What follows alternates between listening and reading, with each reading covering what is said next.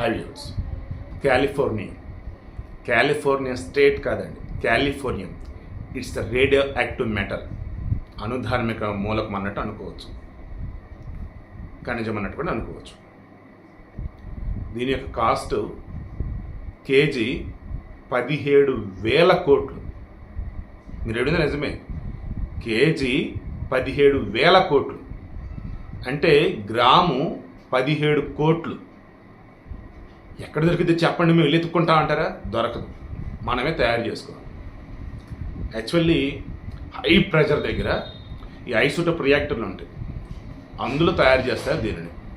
ఇవి తయారు చేయడానికి సంబంధించి 1950లో ఫస్ట్ ట్రై చేశారు, సక్సెస్ అయ్యారు. అమెరికాలో అండ్ రష్యాలో మాత్రమే వీటిని తయారు చేసే దీనికి రియాక్టర్లు అన్నీ ఉన్నాయి, అండ్ రియాక్టర్లు.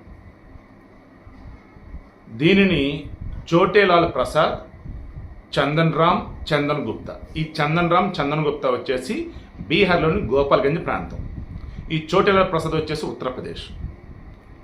వీళ్ళు గత కొద్ది రోజులుగా వీళ్ళ దగ్గర ఇది ఉంది అన్నట్టు, వీళ్ళు ఐఐటి చెన్నై ఎక్స్పర్ట్స్ అన్నట్టు, ఇది కాలిఫోర్నియా మెటల్ అన్నట్టు, వాళ్ళ దగ్గర సర్టిఫికేట్ కూడా ఉందన్నట్టు మొత్తం తయారు చేసి పెట్టుకున్నారు. బట్ మొత్తానికి పోలీసులకు వెళ్ళింది, బండి మీద వస్తున్నారు ఇద్దరు. దెన్ సెక్యూరిటీ వాళ్ళు ముందుగా అలర్ట్ అయ్యి ఆపారు, చెక్ చేశారు, దొరికింది.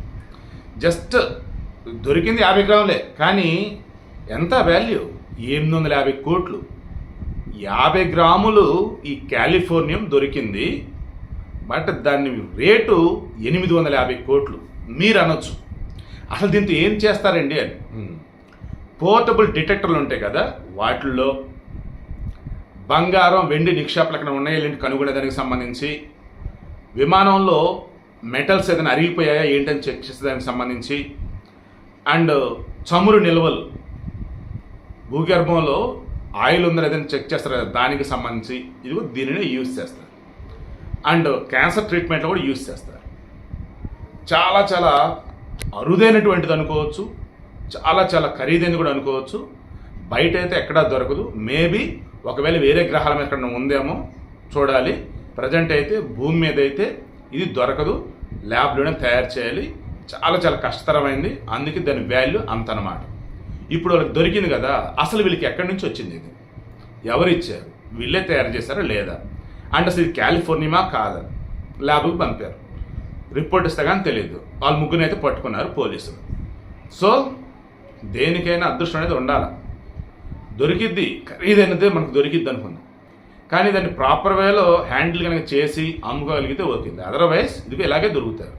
నేనేమంటానంటే నిజంగా ఇటువంటి ఖరీదైనవి అని ఉన్నప్పుడు ప్రభుత్వానికి చెప్పి దాన్ని ఆ రకంగా ఆక్షన్ పెట్టో ప్రభుత్వ సాయం తీసుకొని అమ్మటం ఇలా చేయాలి. ఎందుకంటే ఇది ఈ కాలిఫోర్నియా వచ్చేసి కొనటం అమ్మటం 2 నిషేధం.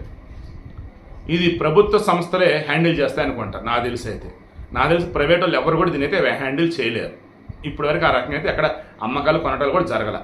మేబీ ఆయా దేశాలకు సంబంధించి ఈ రేడియో యాక్టివ్ మూలకాలకు ఏవైనా కానీ బయట ఎక్కడ ఎవరు హ్యాండిల్ చేయరు. మన దగ్గర వచ్చేసి అటమిక్ ఎనర్జీ కానీ, న్యూక్లియర్ ఫీల్డ్ కాంప్లెక్స్ కానీ, అండ్ మన అనుధార్మికమైనటువంటి ఇంజనీర్లు కానీ, శాస్త్రవేత్తలు కానీ ఉంటారు చూసారా, వీరికి సంబంధించి రేడియో యాక్టివ్ మెటల్కి సంబంధించి, రేడియో యాక్టివ్ మూలకాలకు సంబంధించి ఏదైనా వాళ్ళ దృష్టిలోనే ఉంటుంది అంతా కూడా. బయట వాళ్ళు ఎవరు దాన్ని టచ్ కూడా చేయలేరు.